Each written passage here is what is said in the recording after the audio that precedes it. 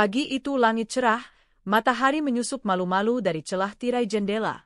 Aku sudah bangun sejak subuh, seperti biasa. Menyiapkan sarapan untuk anakku, Revan, yang baru berusia 4 tahun, dan tentu saja suamiku, Dimas, yang akan berangkat ke kantor pukul 8. Dimas adalah sosok suami yang kalem, jarang bicara banyak, tapi cukup bertanggung jawab. Dia bukan tipe romantis, tapi dia tidak pelit. Kadang memberi kejutan kecil, seperti membelikan makanan favoritku tanpa diminta, atau memelukku dari belakang saat aku masak. Meskipun akhir-akhir ini, aku merasa dia mulai menjauh. Bukan dengan tindakan, tapi dengan sikap. Dia ada, tapi rasanya tak benar-benar hadir. Sambil menyiapkan bekal makan siangnya, aku menyuruh Rini, babysitter kami, untuk membangunkan Revan dan memandikannya. Rini, gadis muda yang baru berusia 23 tahun, sudah bekerja bersama kami hampir 2 tahun. Sikapnya sopan, rajin, dan perhatian. Bahkan orang tuaku sendiri pernah berkata, Rini itu lebih seperti anak kita ya, Nak. Kamu beruntung dapat pembantu seperti dia. Aku hanya tersenyum waktu itu. Rini memang seperti adik bagiku. Dia tinggal bersama kami di kamar belakang. Kadang dia ikut makan bersama keluarga, kadang tidak. Tapi aku selalu mengajaknya, karena kurasa, dia juga bagian dari rumah ini. Selesai membereskan dapur, aku berniat membersihkan ruang tamu. Mataku tertuju pada tas kerja Dimas yang tergeletak di atas sofa. Seharusnya tas itu sudah ia bawa sejak tadi, tapi entah kenapa ia terburu-buru dan malah membawa tas lain. Aneh, gumamku. Karena aku ingin menyelipkan kotak bekalnya ke dalam tas itu, aku membuka resleting bagian utama. Di sana hanya ada dokumen dan beberapa alat tulis. Tapi saat aku iseng membuka bagian dalam tas, di kompartemen tersembunyi yang jarang terbuka, aku menemukan sebuah kotak kecil berwarna hitam elegan. Apa ini? Tanyaku lirih. Tanganku ragu membukanya. Tapi rasa penasaranku lebih kuat. Dan ketika tutup kotak itu terangkat, mataku membulat. Di dalamnya terletak sebuah jam tangan mewah warna emas kecoklatan, berkilau dan tampak sangat mahal. Merek terkenal. Desainnya elegan, sangat feminin. Aku terpaku. Bibirku membentuk senyum tanpa sadar. Astaga, ini pasti untukku, pikirku. Aku melihat tanggal di kalender. Hanya tersisa beberapa hari menuju ulang tahunku. Aku langsung membayangkan Dimas menyelipkan kotak ini ke dalam tasnya untuk menyembunyikannya dariku. Mungkin dia lupa tas yang dipakainya hari ini. Mungkin dia memang ingin menyimpannya dulu dan memberikannya saat malam ulang tahunku nanti. Hatiku berbunga-bunga. Selama bertahun-tahun pernikahan kami, Dimas memang tak pernah memberikan hadiah yang benar-benar mewah. Biasanya hanya dinner sederhana atau kue buatan sendiri. Tapi tahun ini, aku menutup kotaknya pelan, menyimpannya kembali seperti semula. Tak ingin ia tahu aku sudah melihatnya. Aku ingin tetap berpura-pura kaget nanti, agar kejutan itu berhasil. Hari-hari berikutnya aku jalani dengan senyum di bibir. Bahkan saat Revan rewel atau saat cucian menumpuk, aku tetap tenang. Dalam hatiku, aku menghitung hari menuju tanggal ulang tahunku. Hari itu pun tiba. Aku bangun lebih pagi dari biasanya. Mengenakan dress lembut berwarna biru pastel yang Dimas suka. Aku menata rambutku, memakai sedikit riasan. Tidak berlebihan, tapi cukup untuk tampil istimewa. Rini menatapku dengan kagum. Mbak cantik banget hari ini. Aku tersenyum. Masa sih? Iya. Mas Dimas pasti makin cinta, katanya sambil mengedipkan mata. Aku terkekeh kecil. Dalam hati aku tersentuh dengan perhatian Rini. Dia bahkan menyiapkan pancake kesukaanku pagi itu dan menghias meja makan dengan bunga kecil di tengahnya. Dimas datang dengan wajah biasa, memelukku dan mencium keningku. Selamat ulang tahun, katanya singkat. Aku menatapnya penuh harap. Ia menyerahkan sebuah kotak kecil berwarna merah muda. Hatiku berdebar. Tapi saat kubuka, yang kulihat adalah kalung sederhana dengan liontin huruf R. Aku tercengang. Tentu saja kalung itu cantik, tapi itu bukan jam tangan yang kulihat kemarin. R ini artinya Revan, kata Dimas. Biar kamu selalu ingat anak kita. Aku memaksakan senyum. Terima kasih, Mas. Dalam hatiku, ribuan pertanyaan menyerbu. Lalu, jam tangan itu? Apakah dia menyembunyikannya di tempat lain untuk kejutan nanti malam? Atau, aku mengusir pikiran buruk itu. Tak mau menuduh yang tidak-tidak. Aku mencoba tetap ceria sepanjang hari. Malam pun tiba, tapi tak ada kejutan, tak ada hadiah lagi. Dimas hanya mengajakku makan malam di luar, lalu pulang. Aku mulai gelisah. Mungkin aku salah. Mungkin jam itu bukan untukku. Mungkin dia membelinya untuk adiknya. Tapi, kenapa sembunyi-sembunyi? Kenapa disimpan di tempat yang sangat tersembunyi? 2 hari setelah ulang tahunku, aku sedang menyapu ruang keluarga saat melihat Rini baru saja keluar dari kamarnya, hendak pergi ke minimarket. Dia mengenakan jaket lengan panjang dan rok. Saat dia mengambil kunci motor, lengan jaketnya terangkat sedikit, dan mataku terpaku pada pergelangan tangannya. Jam tangan emas kecoklatan. Persis seperti yang kulihat di dalam kotak itu. Aku membeku. Waktu seakan berhenti. Nafasku tercekat. Aku mengenali jam itu.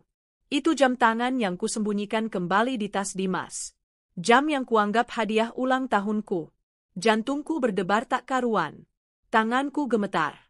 Ingin rasanya aku langsung bertanya. Tapi lidahku keluh. Rini, kamu pakai jam baru, ya? Tanyaku pelan, mencoba terdengar biasa saja. Oh iya, Mbak. Dikasih orang, jawabnya cepat sambil tersenyum manis. Dikasih siapa? Dia tampak gugup sepersekian detik, tapi cepat menyamarkannya. Teman kampus dulu. Baru ketemu kemarin. Aku mengangguk, padahal pikiranku sudah kacau. Rini, berbohong? Kenapa jam itu bisa ada di tangan dia? Apa benar itu jam yang sama? Tapi, desainnya terlalu identik untuk dibilang kebetulan. Dan Rini bukan tipe yang mampu beli jam semewah itu. Dadaku sesak. Dalam diam, hatiku seperti ditusuk. Sekilas aku melihat Dimas berjalan menuruni tangga. Mereka berpapasan di depan pintu. Rini tersenyum, Dimas hanya mengangguk kecil. Tapi ada sesuatu di mata mereka, entah apa, namun aku merasakannya. Dan sejak hari itu, mataku mulai terbuka. Aku tidak bisa membohongi diriku sendiri lagi. Ada sesuatu yang salah.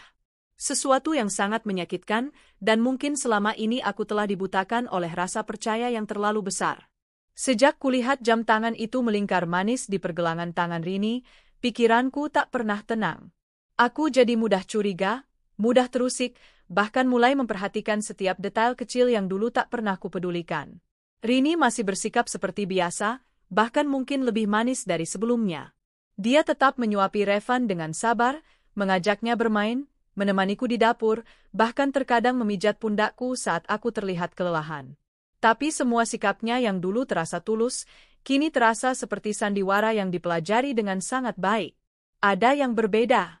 Ada sesuatu yang selama ini aku buta untuk melihatnya. Suamiku, Dimas, juga masih bersikap normal. Tapi aku mulai sadar, sikap normalnya justru terlalu aman. Terlalu berjarak. Dia tak lagi menatapku lama saat berbicara. Tak lagi memelukku saat pulang kerja. Bahkan seminggu belakangan ini, kami tidur di ranjang yang sama namun seperti dua orang asing yang hanya berbagi kasur tanpa ikatan. Hatiku hancur tapi masih berusaha menyangkal. Aku tidak ingin menuduh tanpa bukti. Tapi semakin aku berusaha tidak curiga, semakin banyak tanda-tanda kecil yang muncul dan menamparku pelan-pelan. Rini kini lebih sering terlihat merapikan rambutnya, memakai parfum yang biasanya hanya kupakai untuk pergi ke pesta. Bahkan dia mulai mengenakan lipstik tipis setiap pagi, dengan alasan, biar lebih segar aja, Mbak. Tapi siapa yang dia segarkan kalau hanya berada di rumah? Suatu malam, saat aku sedang menyetrika di ruang keluarga, Rini keluar dari kamarnya sambil membawa ponsel. Ia terlihat terburu-buru dan gugup. Tanpa sadar, ia menjatuhkan ponselnya.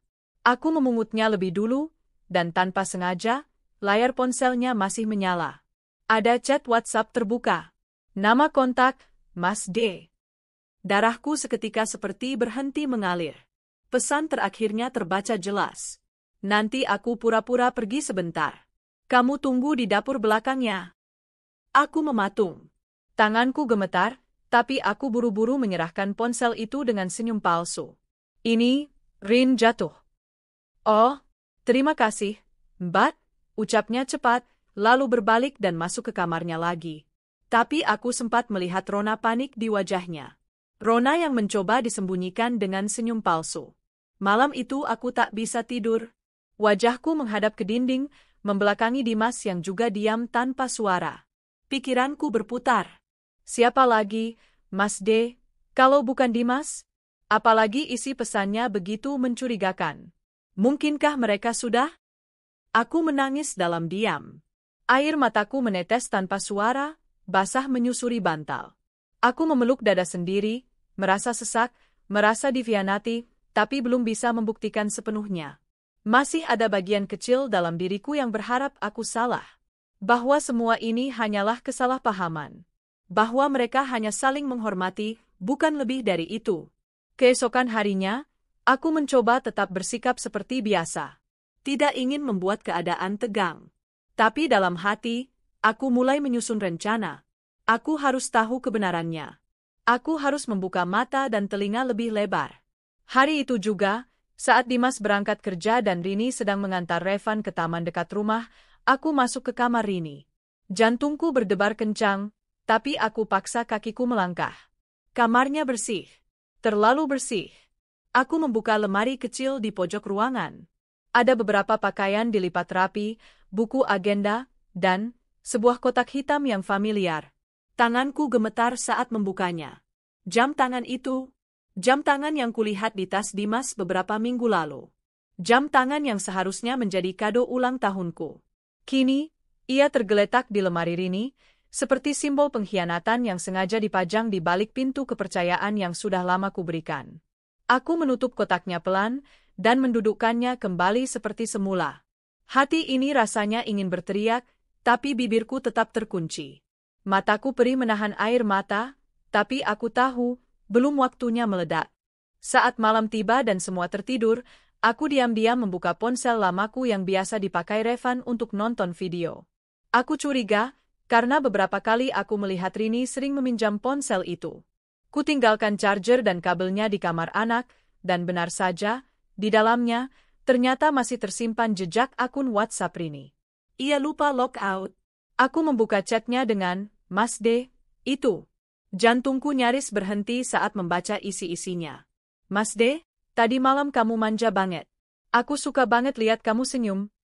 Rini, hihi, kalau sama Mas aku selalu manja kok. Makasih jam tangannya, keren banget. Banyak yang liatin memberikan ciuman. Mas D, itu hadiah kecil. Nanti kita cari waktu buat pergi berdua ya. Dunia seperti runtuh di hadapanku. Nafasku tercekat. Ini nyata. Ini bukan mimpi buruk. Suamiku dan perempuan yang sudah kuanggap adik sendiri, mereka selingkuh. Aku tutup ponsel itu dengan tangan gemetar, menahan tangis yang hendak meledak. Aku ingin marah, ingin menjerit, ingin melempar apa saja. Tapi aku sadar, aku tak boleh gegabah. Jika aku meledak sekarang, mereka bisa menghapus semua bukti. Bisa memutarbalikkan fakta. Bisa membuatku terlihat emosional dan tidak rasional. Aku harus tenang. Aku harus bermain seperti mereka, dalam diam. Hari-hari berikutnya, aku lebih banyak diam dan mengamati. Tapi aku tak menunjukkan kecurigaan sedikitpun. Justru aku lebih baik dari biasanya. Aku sering mengajak Rini ngobrol, memuji masakannya, bahkan memberinya hadiah kecil. Sementara pada Dimas, aku bersikap lembut dan penuh perhatian, meskipun hatiku sudah penuh luka. Aku ingin mereka merasa aman. Aku ingin mereka terlena dalam peran pura-pura itu. Aku ingin membuat mereka yakin bahwa aku benar-benar tidak tahu. Padahal, aku sedang mengumpulkan peluru untuk melumpuhkan mereka berdua sekaligus. Sampai suatu hari, datanglah undangan arisan dari keluargaku. Semua anggota keluarga perempuan diundang ke rumah sepupu yang agak jauh. Ibuku, kakakku, dan keponakanku semua akan ikut. Termasuk aku. Saat ku beritahu Dimas tentang rencana itu, dia hanya mengangguk. Ya udah, kamu ikut aja. Aku malas pergi rame-rame gitu. Lalu Rini menyela, Mbak, biar aku aja yang jagain Revan di rumah ya.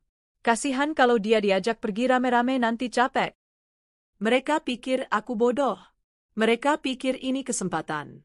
Tapi ini justru jebakan yang kubuat. Saat hari arisan tiba, aku berpura-pura bersiap seperti biasa. Aku ikut berangkat bersama rombongan keluarga, tapi setelah sampai di tujuan dan memastikan semua sibuk, aku meminta sopir keluarga untuk diam-diam mengantarku pulang. Aku tiba di rumah sebelum pukul 4 sore. Sepi. Motor ini terparkir di garasi. Mobil Dimas masih ada. Aku tidak langsung masuk lewat pintu depan. Aku memutari rumah dan mengendap dari pintu belakang. Aku tahu Rini sering meninggalkan pintu belakang tidak terkunci. Dan benar saja, aku masuk pelan-pelan. Nafasku tercekat saat mendengar suara dari lantai atas. Suara yang terlalu pelan untuk percakapan biasa, tapi cukup jelas untuk membuatku yakin. Tawa pelan, gemerisik kain, dan napas yang memburu. Aku naik perlahan, membuka kamera ponselku. Langkah demi langkah terasa seperti menusuk jantungku. Sampai akhirnya aku melihatnya, pintu kamar Rini sedikit terbuka. Dari celah pintu itu, aku melihat bayangan dua tubuh. Tawa kecil, sentuhan, desahan lirih. Aku menahan napas. Tanganku yang memegang ponsel gemetar, tapi aku berhasil menekan tombol rekam. Aku rekam semuanya. Sampai selesai. Aku merekam semua pengkhianatan itu. Aku turun ke bawah dengan langkah berat tapi kepala tegak. Ponsel di tanganku menyimpan senjata paling ampuh untuk menghancurkan dua manusia itu. Aku duduk di ruang tamu. Menunggu mereka keluar. Menunggu mereka sadar bahwa permainan mereka sudah selesai. Waktu terasa melambat saat aku duduk di ruang tamu. Jantungku berdetak keras, bukan karena takut, tapi karena amarah yang kutahan terlalu lama. Di dalam ponselku, rekaman tadi menjadi saksi bisu. Bukti pengkhianatan dua orang yang paling dekat denganku. Suamiku, dan perempuan yang kuanggap adik. Kupandangi jam dinding. Jarumnya berjalan lambat. 5 menit. 10 menit. 20 menit. Lalu terdengar suara pintu kamar di lantai atas dibuka pelan. Langkah kaki menuruni tangga. Suara mereka tertahan. Mereka pasti tidak menduga aku sudah kembali. Loh, Bat sudah pulang? Suara Rini tercekat. Ia berdiri kaku di anak tangga terakhir, memakai kaos longgar dan celana pendek. Rambutnya masih berantakan. Dimas menyusul di belakangnya, wajahnya pucat. Ia terpaku melihatku duduk tenang di sofa, dengan senyum samar yang tidak bisa dia baca. Iya, jawabku pelan. Arisannya dibatalkan mendadak. Jadinya aku langsung pulang. Suasana menjadi senyap. Udara di ruang tamu tiba-tiba menegang. Dimas berdehem, mencoba mengatur nafasnya. Aku barusan, tadi cuma tidur di kamar Rini, karena punggung sakit. Kasur belakang lebih empuk. Aku tersenyum. Senyum yang tak menyiratkan kebodohan. Iya, aku ngerti, Mas. Kadang kasur di kamar pembantu memang terasa lebih nyaman ya, daripada ranjang istri sendiri. Kalimatku seperti cambuk yang memukul mereka di muka. Rini menunduk. Dimas menatapku dengan sorot mata yang tak bisa menyembunyikan kepanikan. Tapi aku tetap tenang. Aku tidak perlu mengamuk. Aku sudah punya peluru. Dan aku memilih menembakkannya nanti, saat mereka tak bisa lari lagi. Aku bangkit dari sofa. Aku capek. Mau mandi. Lalu aku naik ke kamar, meninggalkan mereka membeku. Di dalam kamar, aku mengunci pintu dan membiarkan diriku jatuh ke lantai. Air mata mengalir deras. Tapi kali ini, bukan hanya karena patah hati, tapi karena kekuatan yang perlahan tumbuh. Aku tidak akan membiarkan mereka menang. Aku tidak akan menjadi korban yang lemah. Aku duduk di lantai kamar cukup lama, sambil menatap langit-langit. Memutar ulang semua kenangan, bagaimana dulu aku mengenal Rini. Rini datang saat aku hamil tua. Ia direkomendasikan oleh tetangga sebagai pengasuh. Waktu itu, ia tampak polos, ramah, dan perhatian. Ia bukan hanya rajin, tapi juga hangat. Revan bahkan lebih dekat dengannya daripada dengan Dimas. Aku merasa bersyukur punya adik seperti dia di rumah. Ibuku pun menyayanginya. Berkali-kali beliau berkata, Rini itu bukan pembantu, tapi sudah seperti anak sendiri. Dan lihat sekarang. Anak yang kami besarkan bersama, ternyata menanam duri dalam diam. Keesokan harinya, aku bertingkah seolah tak terjadi apa-apa. Aku tetap menyajikan sarapan. Tetap mencium Revan. Tetap menyapa Dimas dengan, "Mas," dan menyuruh Rini istirahat kalau ia terlihat lelah. Tapi dalam hati, aku terus merancang rencana. Langkah pertama, mengumpulkan bukti lebih banyak. Aku beli kamera mini dan menyembunyikannya di kamar Rini, di balik boneka hias yang sering ia letakkan di atas lemari. Kamera itu tersambung ke ponselku. Aku juga menyelipkan alat perekam suara di bawah tempat tidur tamu yang kadang digunakan Dimas saat berpura-pura lembur di rumah. Langkah kedua, konsultasi hukum. Diam-diam aku menemui pengacara. Aku ingin tahu bagaimana jika aku menggugat cerai. Apa hakku sebagai istri? Bagaimana dengan harta gonogini? Hak asuh anak? Termasuk, apakah rekaman dan bukti digital bisa digunakan di pengadilan? Pengacara itu bijak. Ia menyarankan aku untuk tetap tenang dan mengumpulkan semua bukti secara sistematis. Ia bahkan menyarankan agar aku tidak langsung menggugat cerai, tapi melihat apakah ada peluang untuk mediasi terlebih dahulu. Tapi dalam hatiku, aku sudah tahu jawabannya. Aku tidak akan memaafkan pengkhianatan ini. Beberapa hari kemudian, aku berpura-pura mengajak ibuku menginap di rumah. Aku ingin ibuku melihat dengan matanya sendiri. Tapi anehnya, Dimas dan Rini jadi lebih hati-hati. Mereka tak lagi bertingkah mencurigakan. Bahkan Dimas mulai sedikit lebih ramah padaku. Tapi aku tahu itu bukan cinta. Itu rasa takut. Mereka mulai merasakan bayangan ketahuan. Dan aku ingin membuat mereka lebih terjebak. Malam itu, aku memutar ulang rekaman dari kamera mini yang kupasang di kamar Rini. Dan seperti yang kuduga, sekitar pukul 11 malam, Dimas masuk ke kamar itu. Mereka berpelukan. Berbisik. Tidak berani terlalu lama, tapi cukup untuk menjadi bukti. Kupotong video itu. Kusimpan dalam folder rahasia di laptop dan flash disk. Lalu, aku mulai mencetak bukti chat. Mengarsipkan semua percakapan antara Rini dan Dimas. Aku kirimkan ke email rahasiaku, termasuk ke pengacara yang kutunjuk. Semua kuarsipkan rapi.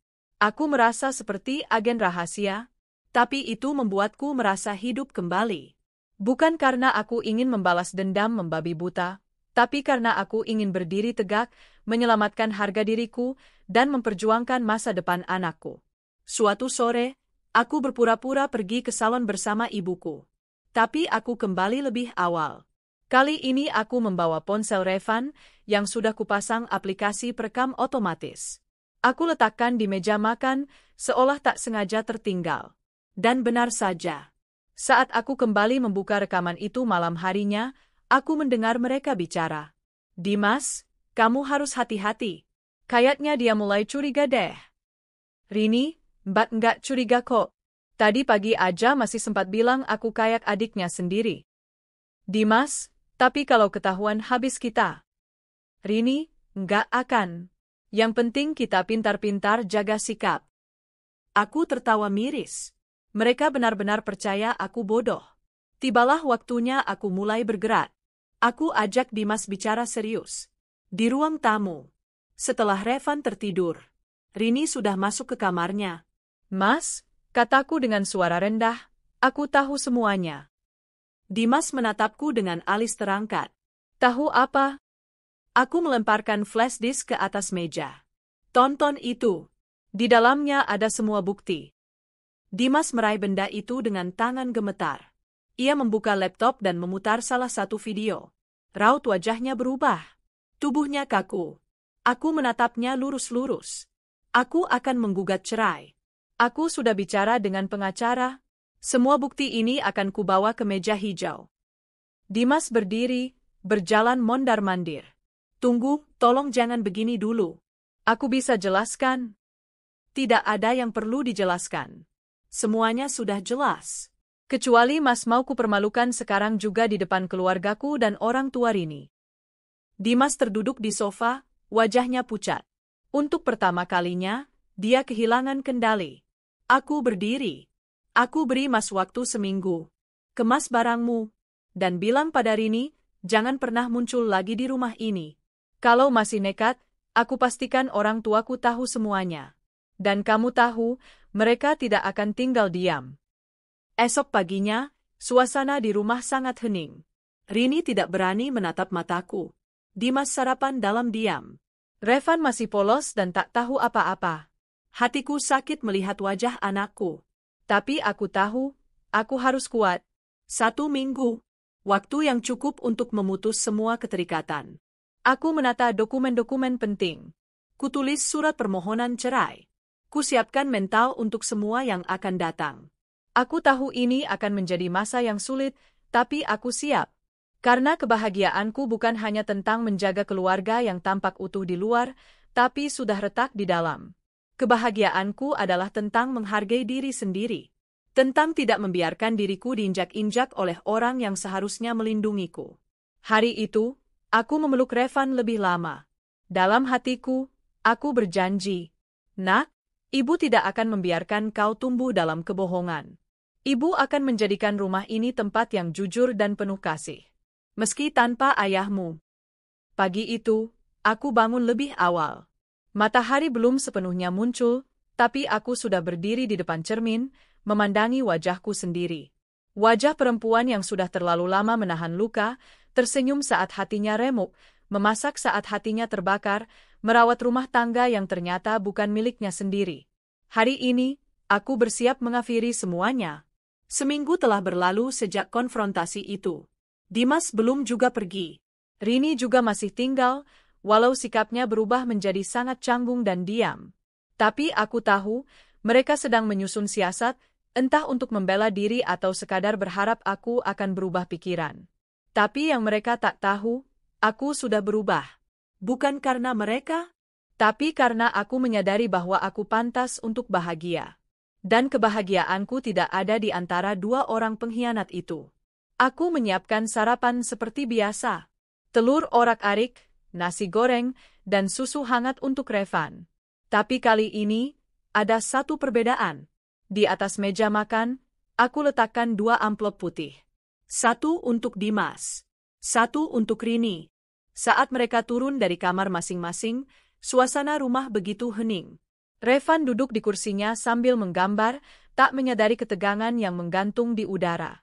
Dimas menatapku sebentar lalu duduk. Rini berjalan perlahan ke kursinya, matanya tak berani bertemu dengan mataku. "Silakan sarapan," kataku tenang. "Oh ya, ada surat untuk kalian berdua di meja. Silakan dibuka setelah makan." Aku bicara seolah itu hal biasa, padahal jantungku berdebar kencang. Tapi wajahku tetap tenang. Mataku tidak berair, suaraku tidak bergetar. Aku sudah siap. Setelah sarapan selesai dan Revan kuantar ke kamar untuk bermain, aku kembali ke meja makan. Mereka berdua masih memandangi amplop putih itu seperti memandangi bom waktu. "Aku harap kalian membacanya sekarang," ujarku pelan tapi tegas. Dengan tangan gemetar, Dimas membuka amplop pertama. Wajahnya langsung tegang saat membaca isinya. Surat pengajuan gugatan cerai. Lengkap dengan poin-poin pembagian aset, hak asuh anak, dan daftar bukti yang telah kukumpulkan. Rini membuka amplop kedua. Isinya surat pemutusan kerja dan larangan mendekat dalam bentuk pernyataan hukum yang telah kutandatangani di hadapan pengacara. Aku berdiri tegak di depan mereka. "Kalian punya 2 pilihan. Menandatangani surat-surat itu dengan tenang, atau kalian akan menghadapi gugatan resmi dan pemberitaan buruk dari media, karena aku tahu cara menyebarkan ini ke publik." Dimas berdiri. "Kamu serius ingin menghancurkan semuanya seperti ini?" Aku tertawa kecil. "Yang menghancurkan bukan aku. Kalian yang merusaknya sejak awal. Aku hanya membereskan puing-puingnya." Wajah Rini memucat. "Mbak, aku minta maaf." Aku menatapnya lurus. "Aku minta maaf juga. Karena selama ini aku terlalu percaya. Karena aku terlalu baik padamu sampai kau lupa siapa dirimu." "Jangan sebut aku, Mbak, lagi. Kamu bukan bagian dari hidupku lagi." Tangisnya pecah, tapi aku tidak tersentuh. Air matanya tak bisa menebus luka yang ia tanam selama berbulan-bulan. Malam harinya, Dimas masuk ke kamar kami dengan wajah lelah. Aku nggak mau kehilangan Revan. Aku duduk di pinggir ranjang, membelai rambutku pelan. "Sayangnya, kamu sudah memilih kehilangannya sejak kamu mengkhianati ibunya. Aku masih bisa jadi ayah yang baik. Dan kamu bisa, asalkan tidak tinggal di rumah ini lagi." Dia terduduk di lantai, tertunduk. Aku menyesal. Penyesalanmu tidak membatalkan pengkhianatanmu, Mas. Aku berdiri dan mengunci lemari bajuku. Kamu boleh datang mengunjungi Revan sesuai jadwal yang nanti kita sepakati. Tapi malam ini, kamu tidur di kamar tamu. Besok pagi, kamu keluar dari rumah ini.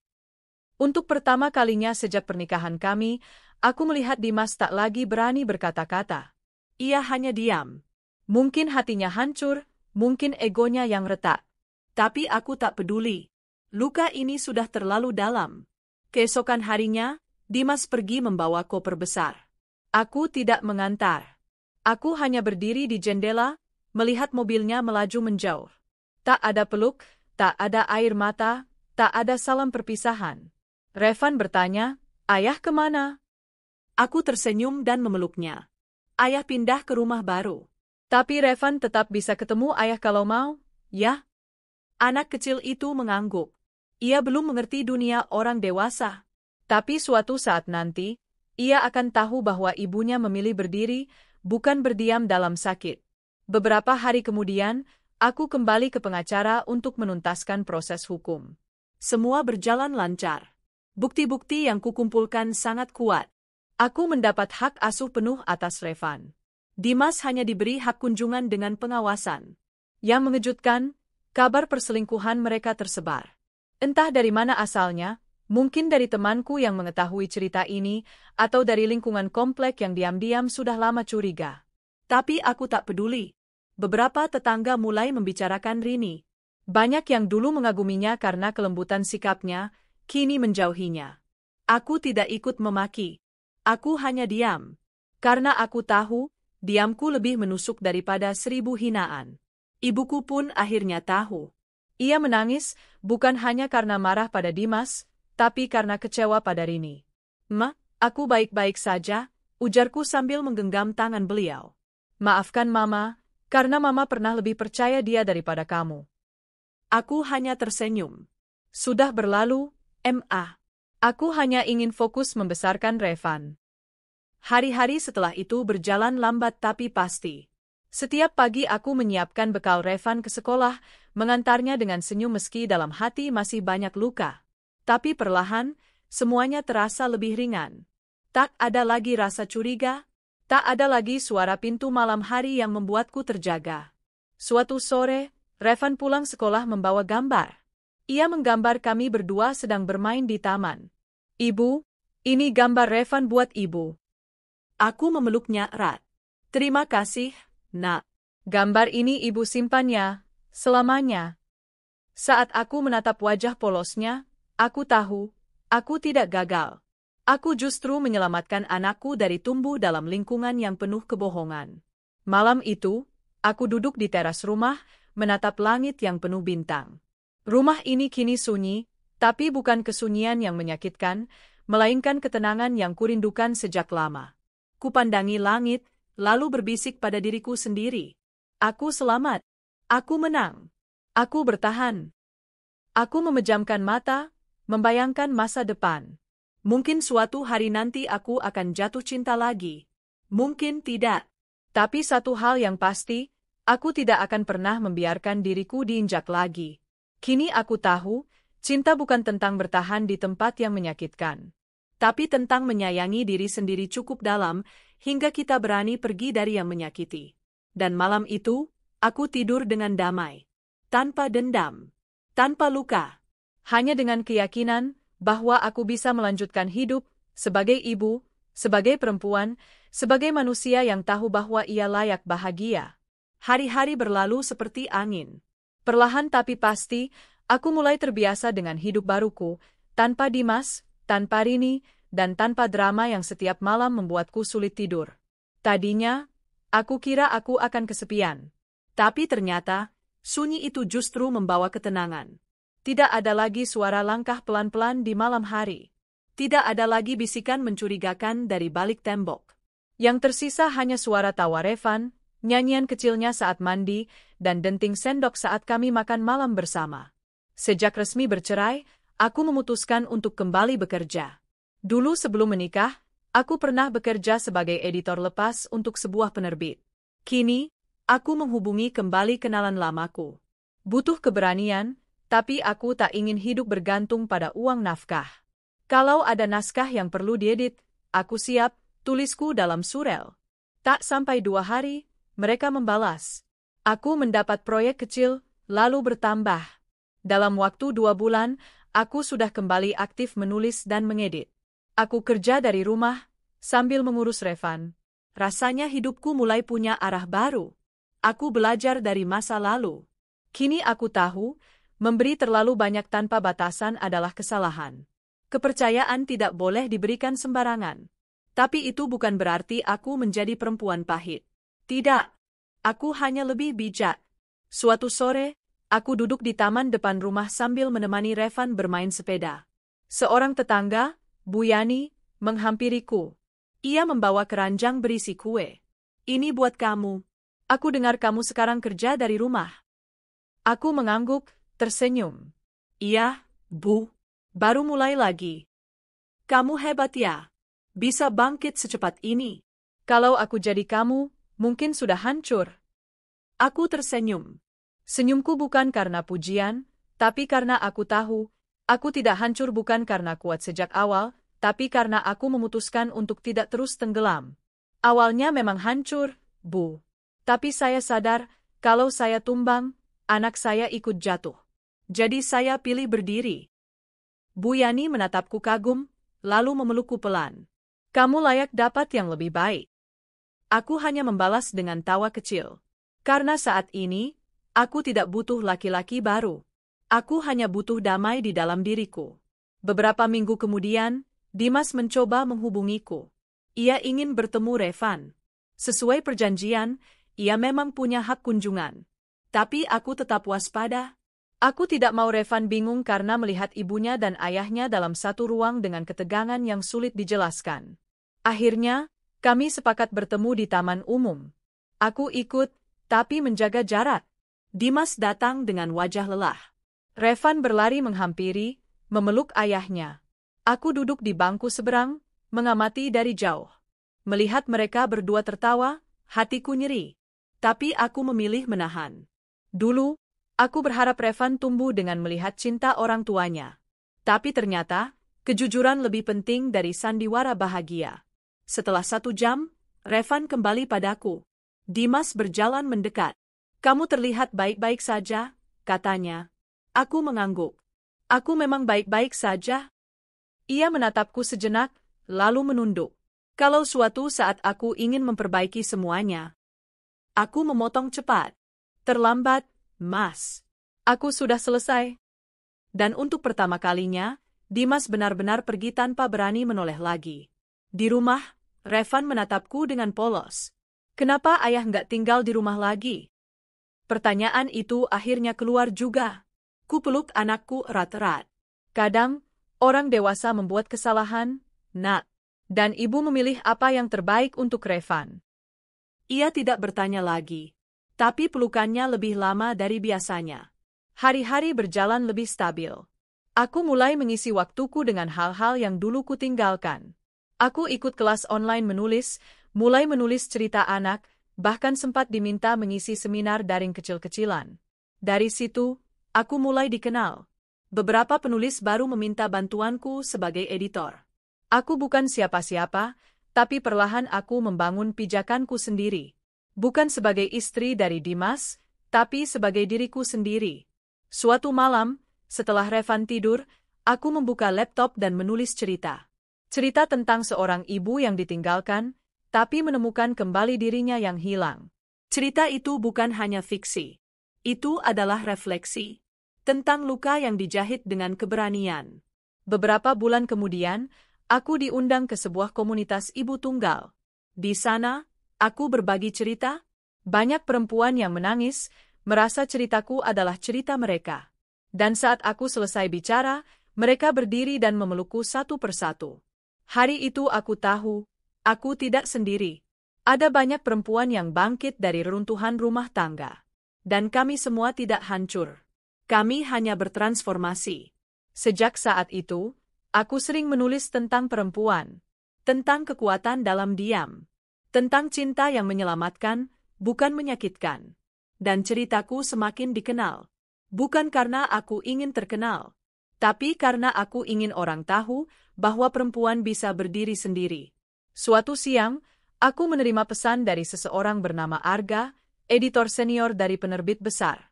Ia membaca tulisanku di blog komunitas dan ingin bertemu. Kami akhirnya bertemu di kafe.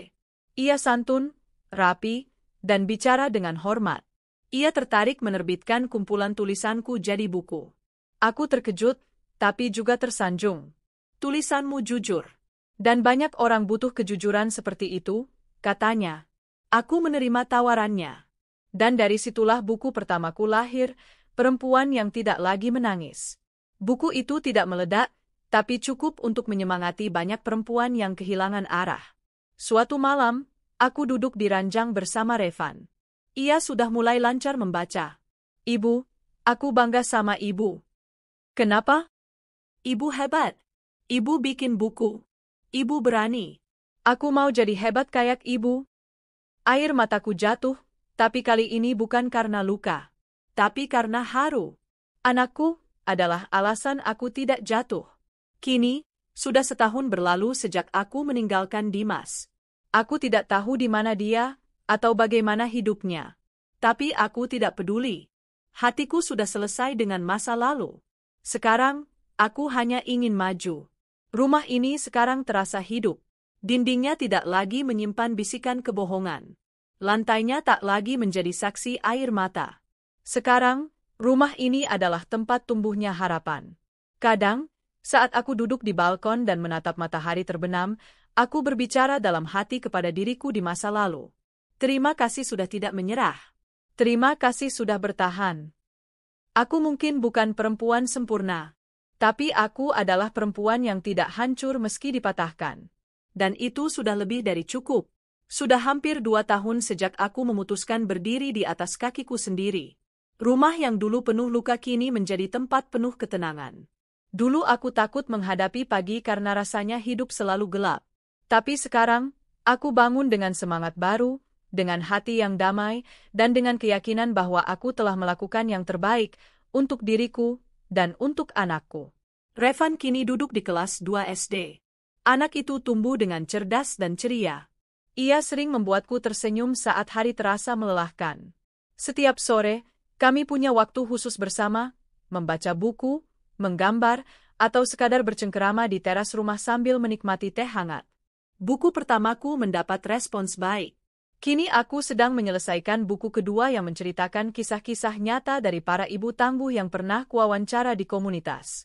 Hidupku tidak mewah, tapi aku merasa sangat cukup. Lalu, pada suatu sore saat aku sedang menyiapkan makan malam, suara bel rumah membuatku menoleh. Aku membuka pintu, dan di sanalah mereka berdiri, Dimas dan Rini. Aku membeku beberapa detik. Wajah mereka tampak berbeda. Dimas tampak lebih tua dari usianya. Rambutnya kusut, matanya sayu. Rini juga tampak kurus, wajahnya pucat, dan tidak ada lagi senyum manis yang dulu selalu menipu. Boleh bicara sebentar? Tanya Dimas dengan suara yang lebih pelan dari biasanya. Aku mengangguk dingin. Masuklah. Mereka duduk di ruang tamu, tapi aku tidak menawari minuman. Aku memilih duduk di seberang mereka, menjaga jarak yang cukup untuk menunjukkan batas. Aku kesini karena ingin minta maaf, ucap Rini tiba-tiba. Suaranya bergetar. Aku tahu aku tidak pantas dimaafkan. Tapi aku benar-benar menyesal. Aku menatapnya tenang. Lalu kenapa kamu kesini sekarang?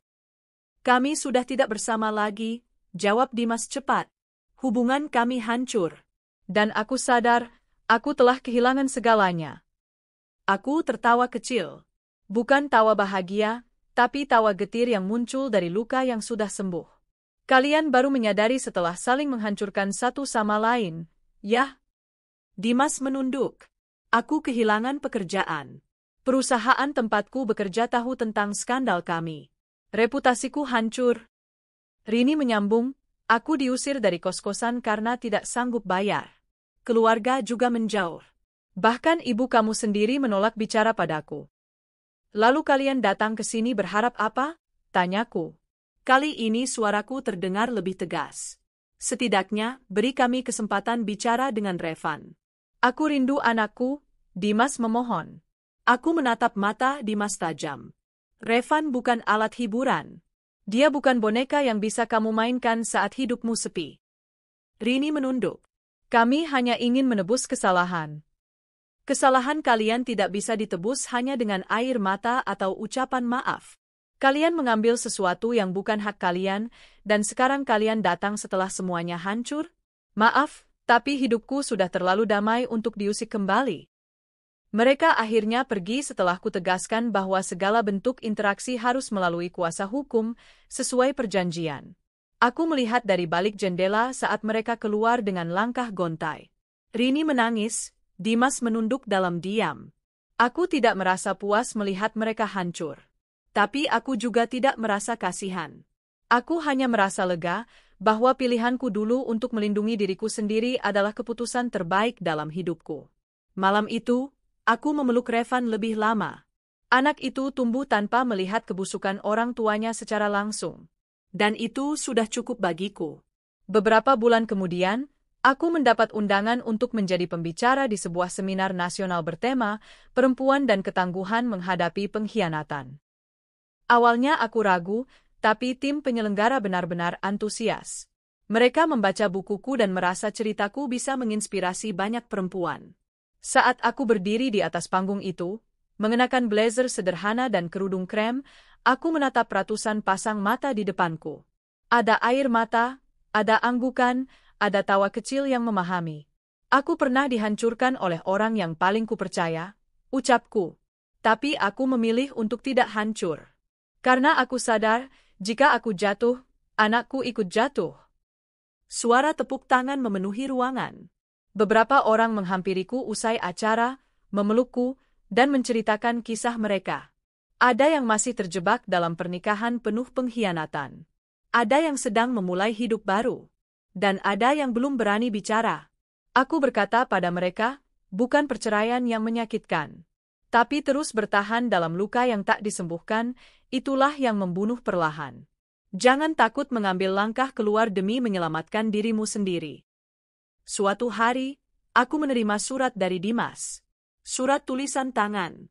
Ia meminta maaf panjang lebar. Bukan permintaan rujuk, tapi lebih pada pengakuan bahwa aku memang lebih kuat darinya. Ia minta maaf karena pernah meremehkanku, menganggapku hanya ibu rumah tangga biasa. Di akhir surat, ia menulis, "Terima kasih karena dulu pernah mencintaiku dengan tulus. Maaf karena aku tak layak. Tolong jaga Revan. Dan tolong doakan agar aku bisa menjadi manusia yang lebih baik." Aku membacanya tanpa air mata. Hatiku sudah tenang. Tidak ada luka yang terbuka kembali, karena aku sudah menyembuhkannya sendiri. Kini, aku tidak lagi memikirkan masa lalu. Fokusku adalah masa depan, aku dan Revan. Kami menanam pohon kecil di halaman belakang, sebagai simbol hidup baru. Revan menamainya, Pohon Harapan. Setiap malam, sebelum tidur, Revan akan berkata, "Ibu, besok kita siram pohon harapan, ya?" Aku tersenyum. "Tentu, Nak. Seperti ibu menyirami semangat kita setiap hari." Hidup memang tidak bisa kembali seperti dulu. Tapi bukan berarti tidak bisa lebih baik. Aku tidak menyesal pernah mencintai Dimas. Tapi aku juga bangga karena berani melepaskannya. Aku bukan perempuan sempurna. Tapi aku perempuan yang memilih untuk tidak menjadi korban. Dan saat aku menatap cermin hari ini, aku tidak lagi melihat wajah lelah penuh tangis. Yang kulihat adalah perempuan yang berhasil melewati badai dan tetap berdiri dengan kepala tegak.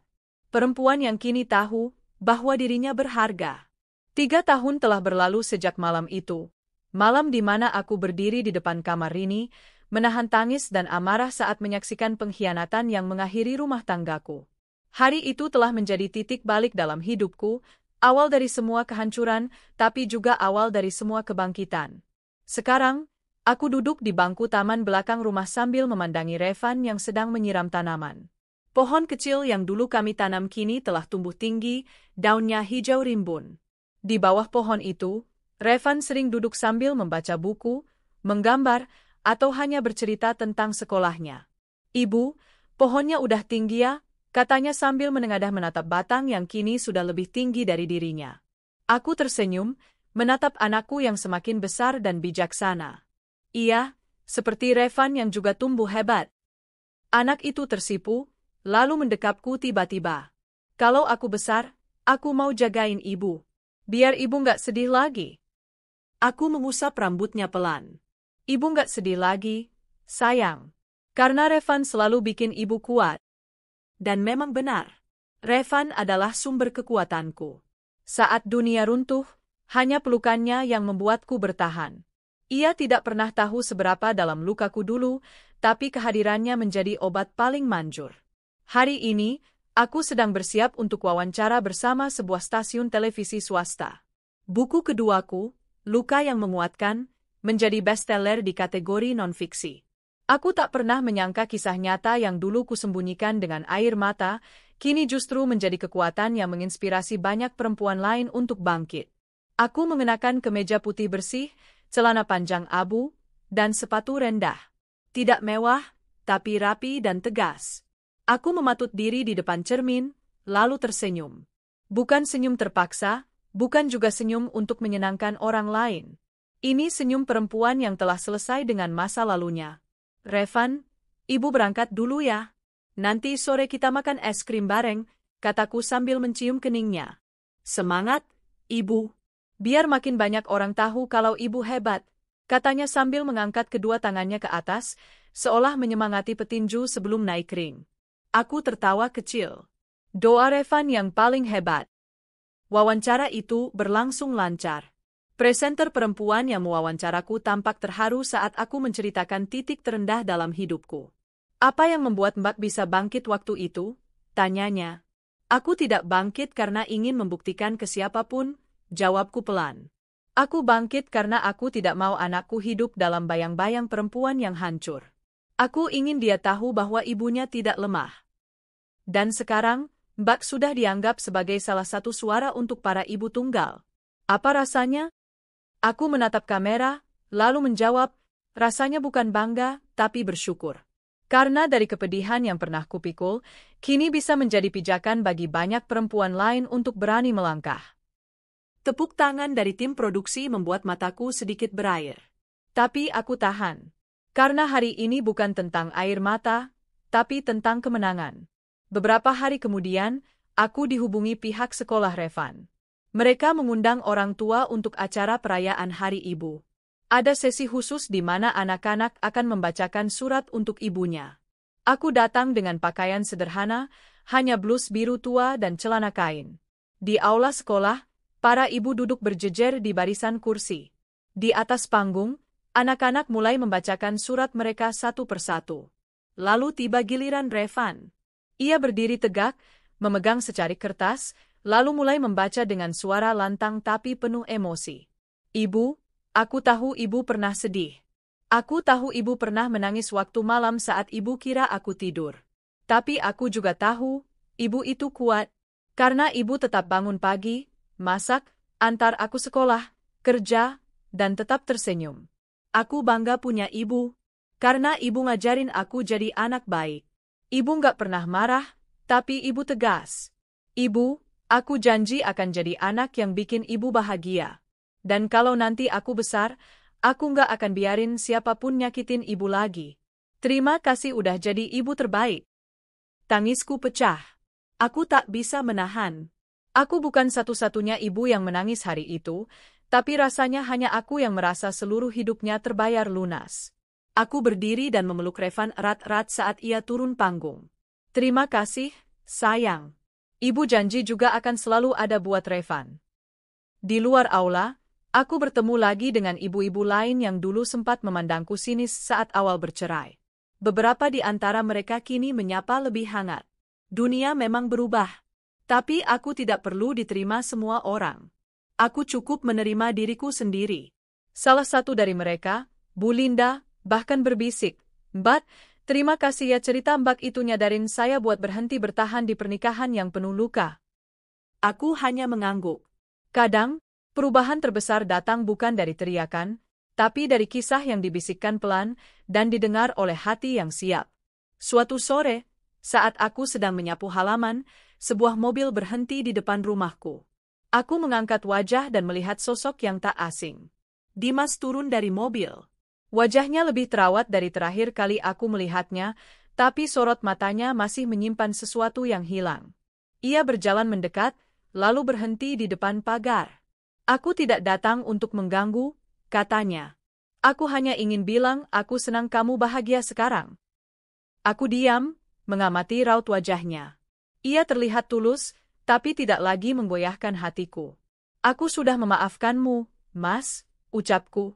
Tapi bukan untuk kembali, hanya untuk membereskan luka-luka yang dulu masih berserakan. Ia tersenyum kecil. Terima kasih. Itu sudah lebih dari cukup. Lalu ia berbalik, kembali ke mobilnya, dan pergi, kali ini benar-benar pergi tanpa beban. Malam itu, aku menulis entry terakhir di buku harian elektronikku yang selama 3 tahun ini menemani setiap perjalanan emosiku. Aku bukan lagi perempuan yang mengemis cinta. Aku bukan lagi istri yang menanti kepulangan suami yang hatinya sudah tak tinggal di rumah. Aku sekarang adalah perempuan yang berdiri di atas lukanya sendiri. Luka itu tidak hilang, tapi sudah tidak sakit. Dari pengkhianatan, aku belajar tentang kekuatan. Dari air mata, aku belajar tentang harapan.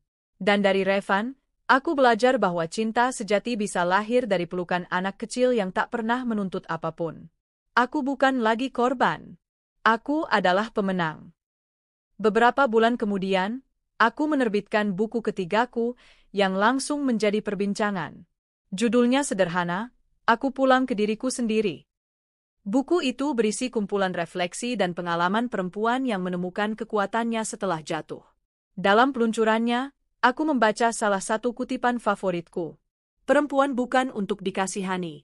Perempuan bukan untuk diselamatkan. Perempuan hanya perlu ruang untuk berdiri, dan ia akan menciptakan jalannya sendiri. Saat tepuk tangan bergemuruh, aku berdiri memandangi hadirin. Dalam kerumunan itu, ada Revan yang melambai dari barisan depan. Hari itu, aku tahu, kisahku sudah selesai ditulis dengan luka, dan kini dilanjutkan dengan kekuatan. Dan aku tahu, aku tidak lagi sendiri. Setelah peluncuran buku ketiga, hidupku menjadi sedikit lebih sibuk. Tapi bukan sibuk yang membuatku lelah, melainkan sibuk yang membuatku merasa berarti. Aku menerima banyak undangan untuk berbicara, tidak hanya di kota sendiri, tapi juga luar kota. Beberapa sekolah, komunitas ibu tunggal, bahkan universitas mengundangku untuk membagikan kisahku. Satu hal yang selalu aku tekankan di setiap sesi adalah, kita bisa patah, tapi bukan berarti kita tidak bisa tumbuh lagi. Di setiap acara, selalu ada 1 atau 2 perempuan yang menghampiriku dengan mata sembab, menggenggam tanganku erat-erat, lalu berkata lirih, "Terima kasih. Karena telah mewakili perasaan kami." Dan setiap kali itu terjadi, aku merasa seluruh lukaku dulu menjadi layak. Suatu malam saat kami sedang makan malam, Revan menatapku dengan ekspresi penasaran. "Ibu, kenapa banyak orang yang mau dengar cerita ibu? Bukannya ibu cuma ibu biasa?" Aku tersenyum. Pertanyaan polos yang sangat jujur dari anak kecil. Ibu memang ibu biasa, Revan. Tapi tidak semua orang berani jujur tentang rasa sakit mereka. Ibu hanya berani bilang kalau ibu pernah sedih, pernah jatuh, tapi bangkit lagi. Dan itu bisa jadi kekuatan. Revan mengangguk, lalu menjawab, "Berarti aku juga mau berani kayak ibu." Aku terdiam sejenak, hatiku menghangat. Tak perlu panggung besar, tak perlu sorotan. Cukup seorang anak yang tumbuh percaya bahwa ibunya adalah panutan, dan itu sudah cukup menjadi prestasi. Waktu berjalan, Revan tumbuh semakin dewasa. Kadang kami mengobrol sambil jalan sore, dan ia mulai bertanya tentang masa lalu. "Ibu, dulu kenapa ayah ninggalin kita?" Pertanyaan itu akhirnya datang juga. Tapi kali ini aku tidak gentar. Aku merasa sudah siap memberi jawaban tanpa membenci. Ayah dan ibu dulu pernah sayang, tapi kadang orang dewasa bisa buat kesalahan besar. Tapi ibu nggak mau Revan ikut jadi korban. Ibu ingin Revan tumbuh dalam rumah yang damai, bukan rumah yang penuh rahasia. Revan tidak langsung menjawab. Tapi malam itu, saat kami akan tidur, ia memelukku dan berbisik, "Ibu udah pilih yang terbaik." "Terima kasih, Bu." Air mataku jatuh pelan. Aku tahu, Jawaban itu tak akan menghapus semua rasa ingin tahunya. Tapi paling tidak, aku telah menunjukkan bahwa kejujuran tak harus menyakitkan, dan memaafkan bukan berarti melupakan, tapi memilih untuk tidak hidup dalam luka. Beberapa bulan kemudian, aku kembali dipertemukan dengan Rini. Bukan sengaja. Kami bertemu di sebuah acara komunitas sosial di mana ia menjadi peserta yang datang bersama temannya. Raut wajahnya berubah saat melihatku. Ia gugup, tapi aku hanya tersenyum tenang, lalu mengangguk pelan. Ia datang menghampiri saat sesi selesai. "Mbak, aku," suaranya nyaris tak terdengar. Aku mengangguk, memberi tanda bahwa aku mau mendengar, tapi tidak ingin drama. Aku masih ingat setiap kata yang Mbak katakan waktu kami terakhir bertemu. Dan aku hidup dalam rasa bersalah sejak itu. Tapi sekarang aku mencoba menata hidup. Aku jadi relawan di beberapa komunitas. Aku menatapnya. Wajahnya tampak lebih tenang, lebih bersahaja. Tidak lagi menyembunyikan ambisi seperti dulu. "Aku senang kamu memilih berubah," jawabku jujur. "Tapi ingat, luka yang kamu tinggalkan mungkin tidak bisa hilang, tapi kamu bisa memilih tidak membuat luka baru ke orang lain." Rini mengangguk, matanya berkaca-kaca. Kami tidak berpelukan, tidak juga saling tanya kabar lebih jauh. Tapi di momen itu, aku merasa aku telah mengakhiri bab yang paling menyakitkan dengan cara yang paling dewasa.